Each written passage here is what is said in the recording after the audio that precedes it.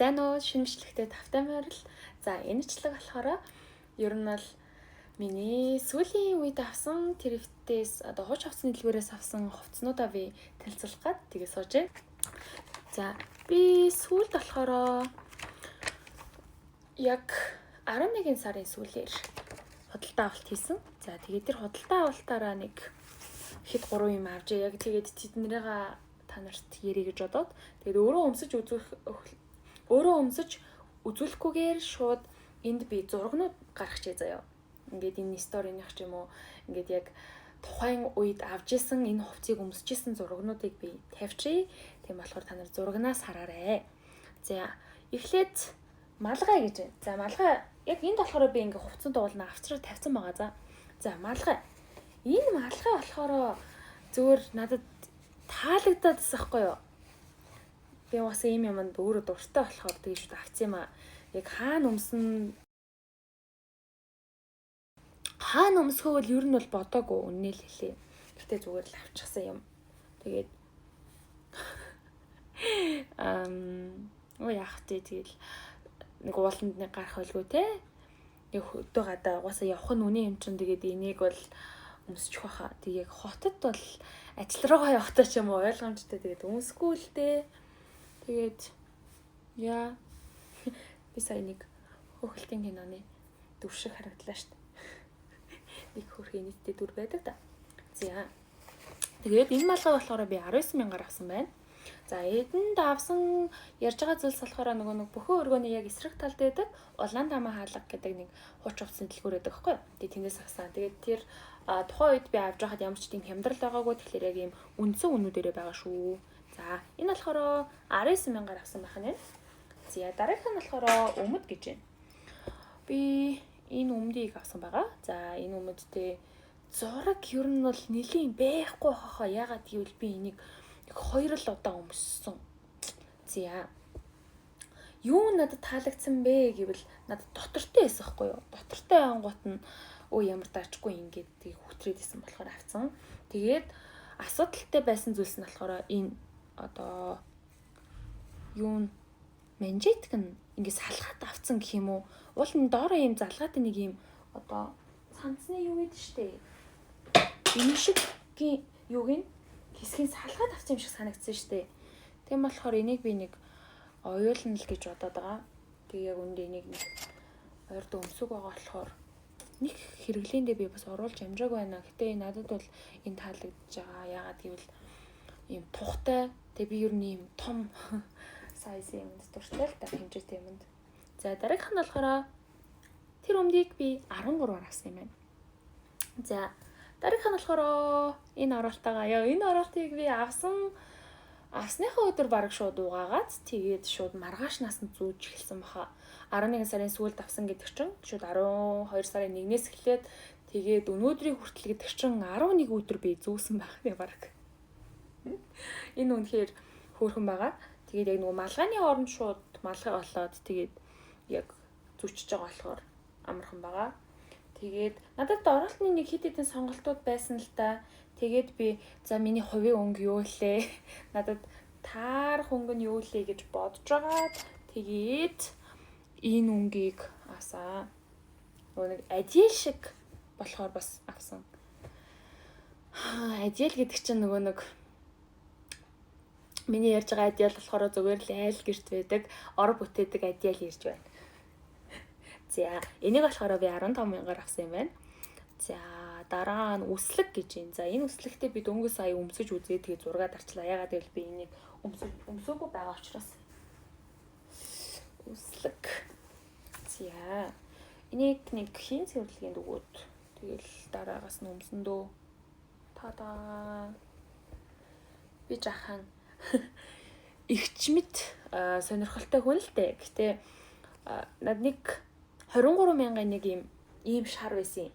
Тэгээд шууд би цэн дээр энийг авчих уу гэдээ асууж байгаа байхгүй юу? Ягаад гэвэл би тэрийг өмсөх үү гэдээ жоохон эргэлзээдсэн байхгүй би яг энийг за ядаж сард нэг удаа өмсвөл би тэрийг авч олно шүү дээ. Би бүр сард нэг ч удаа өмсөхгүй яг жилд нэг удаа өмсөх юм шиг санагдаад цэн дээр асуусан чинь за яах юм гэхээр нь тэгээс тийм дээ гэж таваагүй.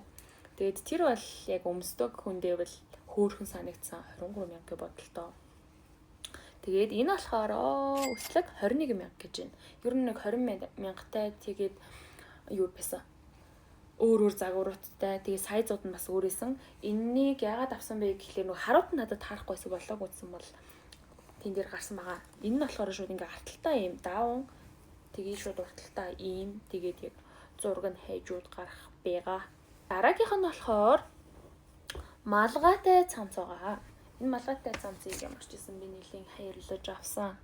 Шууд хараад энэ яг мөн байна гэж бодоод тэгээ баг өмсөж үзэхгүй сонголтоо хийсэн байсан ч гэсэн яг өмсөж үзэж байгаа юм л да. Тэгээд авсан байгаа. Энийг болохоор 23,000-аар авсан. Ер нь сүүлийн үед бол нэлийн өмсөд байгаа.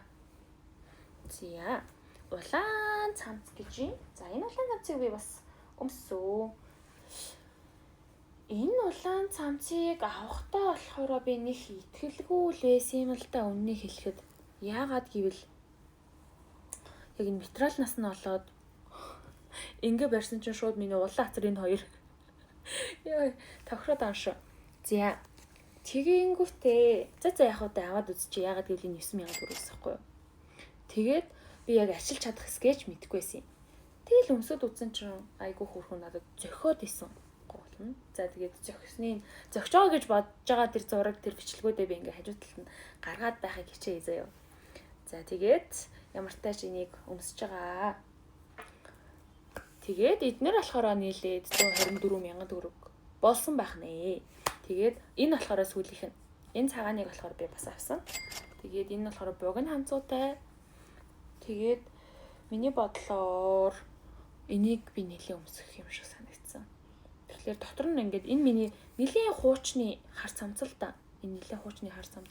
Дотор нь ингээд хар цамц нь өөрчлөгдөд ер нь өмсөд байна гэж бодсон. За тэгээд уул нь би арталт ингээд юунуудаа хувцснуудаа ярих гад бэлдсэн л дээ. Гэхдээ би энийг яг өөр бичлэг хийх юм шиг санагдчихээн. За.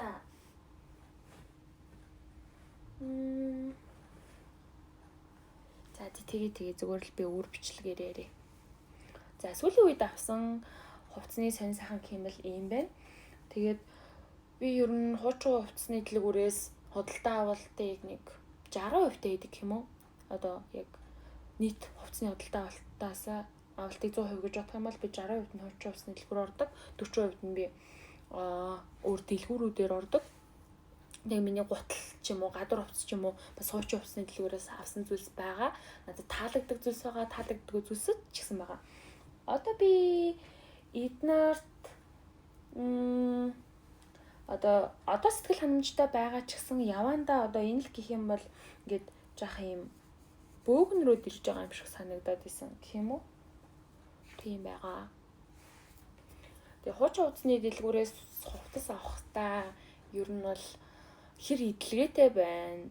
Тэрийг шалгах хэрэгтэй. Тэгээд тэр чинь нэлийн идэлгээтэй байх юм бол чи ер нь л түүнийг авах хэрэггүй. Тэр чамд ирээд ер нь л хог болно. Би яг ийм хуучин гэхдээ би үнэхээр энийг өмсмөр санагдвал би тэрийг авдаг. Яагаад гэвэл үнэхээр би тэрийг өмсөд идэг байхгүй юу. Тэгээд нэг альзмар гэж байхгүй болохоор заавалгүй шалгаж үзэх шаардлагатай. Тэгээд тэр тусмаа яг ийм юунууд штэ өмд ч юм уу. Би нэг өмдийг авсан юм. Тэрний материал нь үнэхээр гоё исэн ч гэсэн одоо надад ийм бараг 4-5% илүү ингээд хажуу тишгээ ингээд болдог нэг өмнөтэйгээ би ингээд асуулмаар л байгаа л та.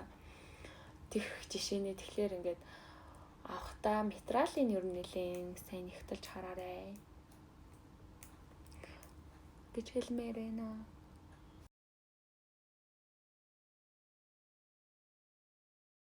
За тэгэхээр уул нь би энийг өмсөг байсан. Тийм болохоор энийгээ би тайлчээ. Тэгээд яг бичлэг хийчихсэн цамц өмсчихье. За энэ бичлэг болохоор нөгөө миний хувцсны шүүгээ ч юм уу. Эсвэл миний энэ хувцсны түүхүүдтэй холбоотой одоо миний хайрладаг одоо 3 хувцс ч юм уу. Ингээд миний авсан 3 цүнх ч юм уу. Тийм бичлэг биш. Тийм болохоор би зарим нэгэн хүн дөрөө дарж чадаагүй шүү. Энэ бичлэг биш шүү гэж хэлмээр байна. За энэ болохоор нэг тийм төр зургийн хадаа хачир маягийн юм уу да.